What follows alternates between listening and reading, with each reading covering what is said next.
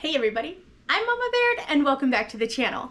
In today's video, I'm going to be cooking up a couple of squashes that I never have before. We have a giant Hubbard squash here and some buttercup squashes. I'm super excited to get them cooked up and find out what they taste like.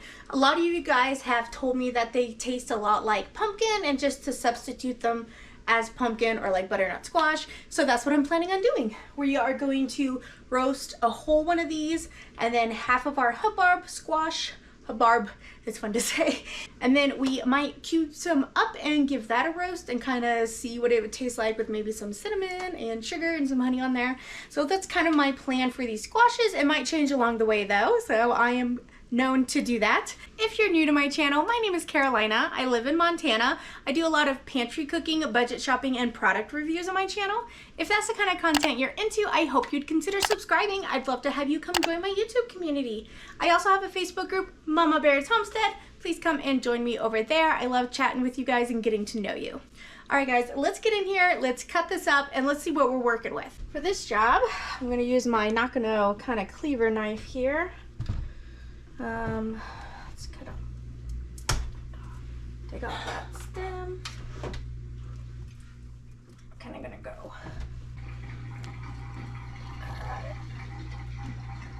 Oh, that's strong. You know what? I don't think this cleaver is the best knife for it. Oh, that worked a little bit. Do it that way. Ooh, that pretty color. There's one. This one already looks like it's got some sugar coming out the top of it.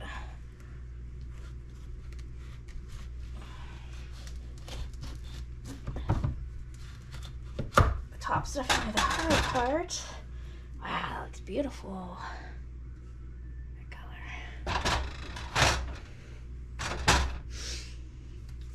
All right,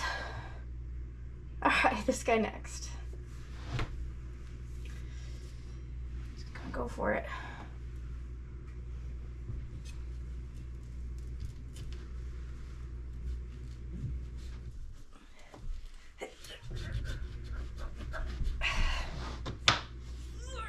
There we go. Not exactly even. Oh. Sorry, I got it. Oh, I got this. Who needs a gem? Oh, I didn't cut that very even. Oh, there we go. Whew. Wow, look at that beauty.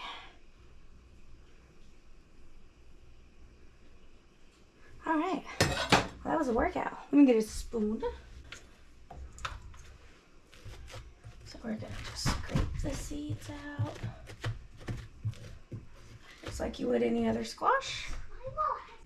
I'm definitely gonna save some of these seeds as well for our garden because we have a garden beds here at this place we rent. So we'll be able to plant a couple things. These are huge though, which means these plants are gonna be huge.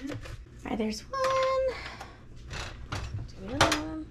All right, everybody, these are the buttercup squash seeds, and then here's the Hubbard. Now let's get this stuff in the oven. What I'm going to do is cut these up just a little smaller.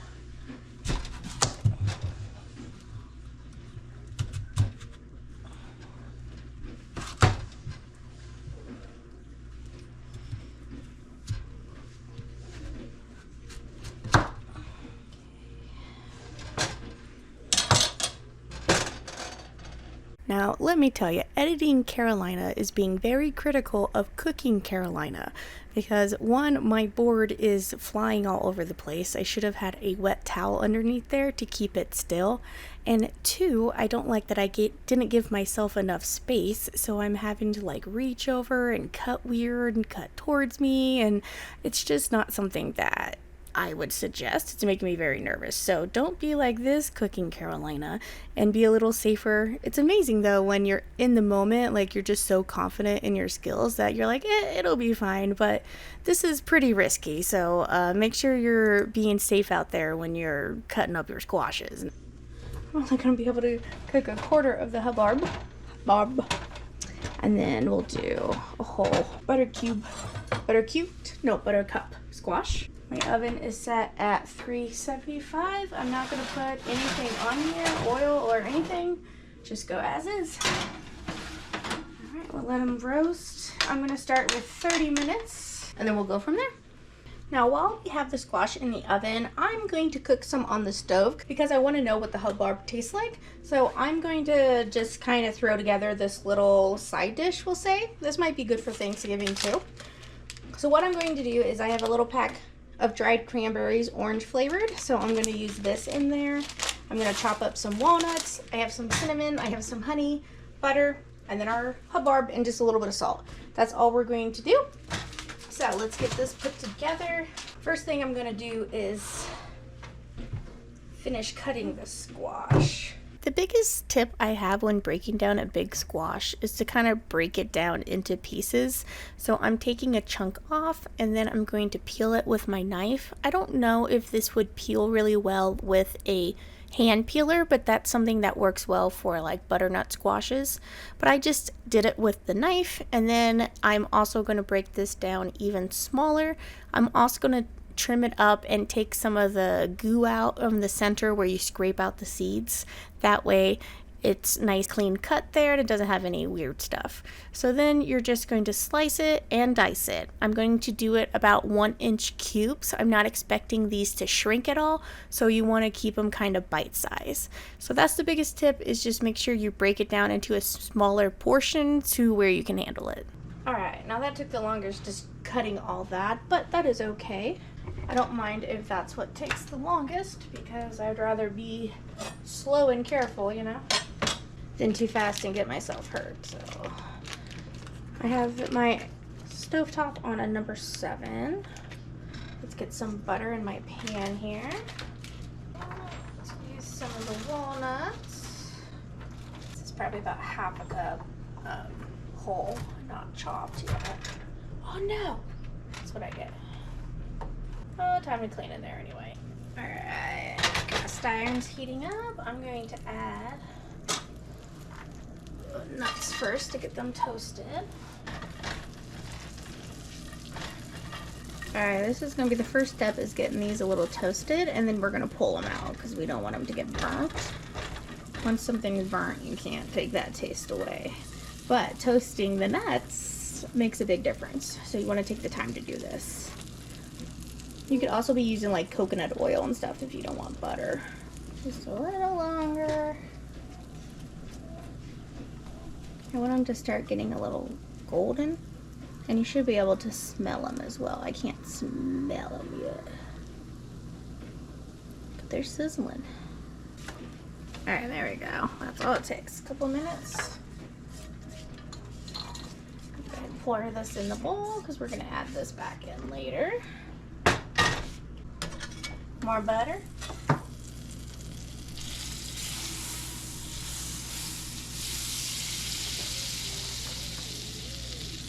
And then your squash.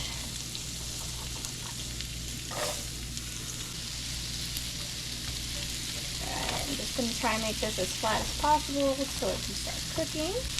I'm going to sprinkle some kosher salt on top, as well as some cinnamon.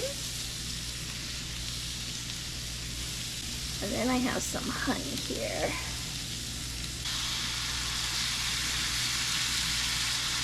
Drop over there.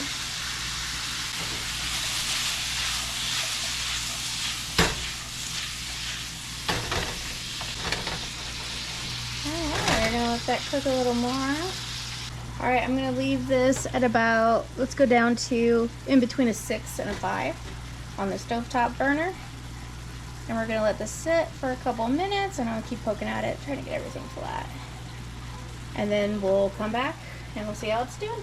Alright, these are starting to get soft. You can use your spatula here to cut them in half for that. Let's add our cranberries. These are just dried cranberries. Put our nuts back in there. There's a stir.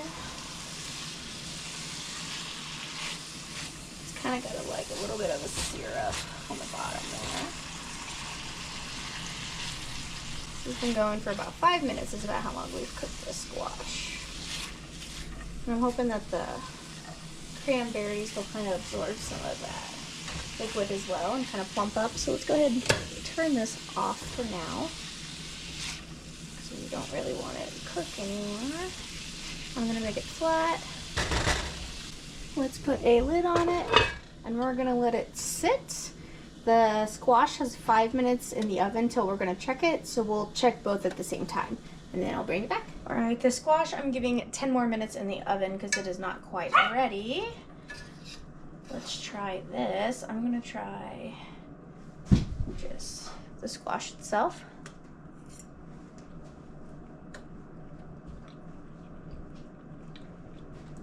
That really is sweet.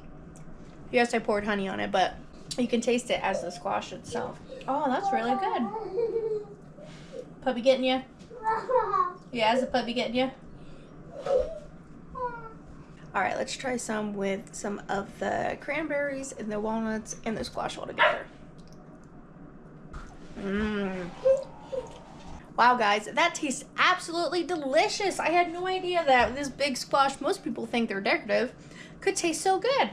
This is definitely a keeper in the cranberries, walnuts, honey, cinnamon. Sometimes it's just basic ingredients make something taste so good. So that's a keeper. I'm gonna munch on that some more. The squash, we're gonna wait till it comes out.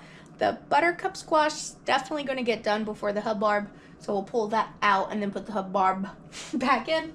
And then for this, I think I'm just going to dice this up. I'm gonna do some research real quick and see for the squash, for freezing it, if it would be better to cook it, blanch it, have it raw, cook it all the way, puree it. I don't know, we'll see. I would like some cubed like this. So I'm gonna go ahead and jump on the computer and do some research real quick. All right, I'm gonna, oh yeah, this is definitely done. We're gonna pull the, oh yeah, look at that. The buttercup squash off. And then we will peel it more once it's cooled down a bit. Okay, so I'm gonna put in just for a little bit longer. And then we're gonna prep more to go in. 10 more minutes on that. And then for these, we are gonna wanna mash this. So I'm probably gonna need my food processor. And the good thing about the skin part that I'm not gonna use is it can go to my chickens. Ooh, still need to cool down. So once that cools down, you want to put it in a food processor or a blender, put a little bit of liquid in there like water or chicken stock if it is too hard to puree, but just blend that up and it'll make it completely smooth. And this is something that you can use in replace of pumpkin. So like you can make squash pies, you could make squash bread. So this is something that I'm looking forward to using a little bit more of. Unfortunately, I wasn't able to get that part filmed. Sorry about that. But Hubbard squash, just like any part of the squash family, is very good and very easy to handle. If this is your first time hearing of Hubbard squash, please let me know in the comments below and what's something that you would make with it.